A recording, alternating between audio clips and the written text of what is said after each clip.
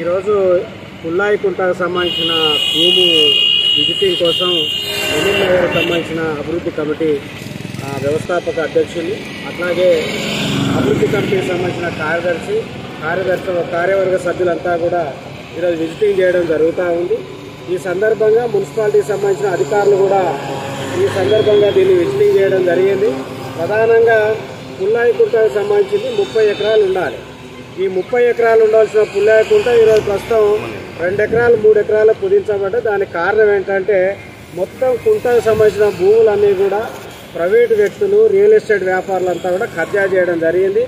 ఆ భూమి కబ్జా చేయడమే కాకుండా ఈ పుల్లాయికుంటకు సంబంధించిన తూము ఏదైతే ఉందో ఆ ప్రవాహాన్ని కూడా మూసేసి దాని కింద 3 ఫీట్ల వెడల్పుతో ఒక పైప్ లైన్ వేసి ఆ తూము ఓపెన్గా ఉండవలసిన తూమును మూసేసి ఆ పైపు ద్వారా ఆ వాటర్ను 18 ఫీట్ల వెడల్పుతోటి national highway Warangal to Khammam పోయే నేషనల్ హైవే కిందికెళ్ళి కూడా వాటర్ ప్రవాహం పోయే ఒక డ్రాలు కట్టి ఉన్నది.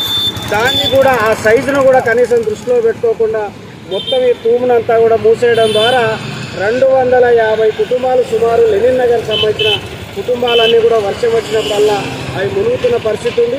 ఇది కనుక భవిష్యత్తులో ఇంకా పెద్ద ఎత్తున కనుక వర్షాలు ప్రవాహం కనుక పెరిగితే ఆర్టీఓ ఆఫీస్ ప్రాంతం అట్లాగే ఇప్పుడు రోడ్ ప్రాంతం అంతా కూడా ముప్పు గురవుతున్న పరిస్థితి ప్రధానంగా కనబడతా ఉంది. అందుకే వెంటనే మున్సిపాలిటీ అధికారులు, టౌన్ ప్లానింగ్ ఆఫీసరు, స్థానిక ఎంఆర్ఓ గారు జోక్యం చేసుకొని ఈ తూమును ఓపెన్ చేయించి దాన్ని ఓపెన్గా ఉంచడం కోసం ప్రయత్నం చేయాలని చెప్పేసి ఓ రిప్రజెంటేషన్ ఇవ్వడం జరిగింది.